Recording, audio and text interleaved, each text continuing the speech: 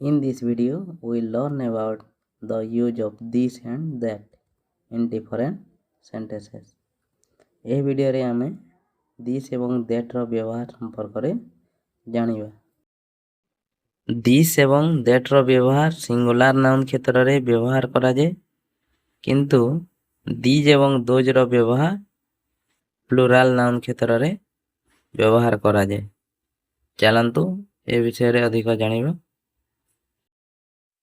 This is a pen।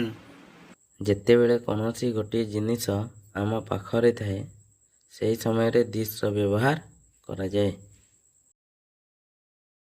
ଏଠାରେ କଲମଟି ବାଳକଟିର ପାଖରେ ବା ନିକଟରେ ଥିବାରୁ ଦିସ୍ର ବ୍ୟବହାର ହୋଇଛି ଏବଂ କଲମଟି ସିଙ୍ଗୁଲାର ନାଉନ୍ ଅଟେ। ଦ୍ୟାଟ୍ ଯେତେବେଳେ ଗୋଟିଏ ଜିନିଷ ଆମଠାରୁ ଦୂରରେ ଥାଏ, ସେହି ସମୟରେ ଦ୍ୟାଟ୍ର ବ୍ୟବହାର କରାଯାଏ। That is an umbrella. ତେଣୁ ଏଠାରେ ଦ୍ୟାଟ୍ର ବ୍ୟବହାର ହୋଇଛି। ଏଗୁଡ଼ିକ ଯେତେବେଳେ ଗୋଟିଏରୁ ଅଧିକ ଜିନିଷ ଆମ ପାଖରେ ଥାଏ, ସେତେବେଳେ ଦିଜ୍ର ବ୍ୟବହାର ହୋଇଥାଏ। These are apples। those ଅର୍ଥ ସେଗୁଡ଼ିକ।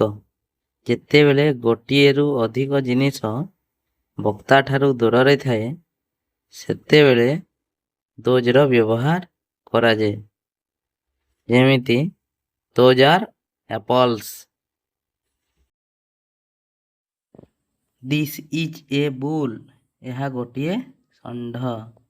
that is a cup। ତାହା ଗୋଟିଏ cup. this is a car। ଏହା ଗୋଟିଏ car. that is a fish। ତାହା ଗୋଟିଏ ମାଛ। this is a glass। ଏହା ଗୋଟିଏ glass. that is a house। ତାହା ଗୋଟିଏ ଘର। this is a jackal। ଏହା ଗୋଟିଏ ଶୃଗାଳ। that is a kettle। ତାହା ଗୋଟିଏ kettle. this is a leaf। ଏହା ଗୋଟିଏ ପତ୍ର ଅଟେ। that is a man। ତାହା ଗୋଟିଏ ମଣିଷ। this is a net। ଏହା ଗୋଟିଏ ଜାଲ। that is a rat।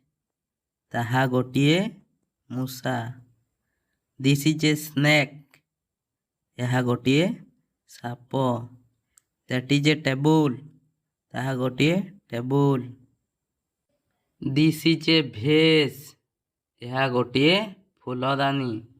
that is a watch। ତାହା ଗୋଟିଏ ହାତଘଣ୍ଟା। this is a yak। ଏହା ଗୋଟିଏ ଚମରି ଗାଈ। that is a zebra।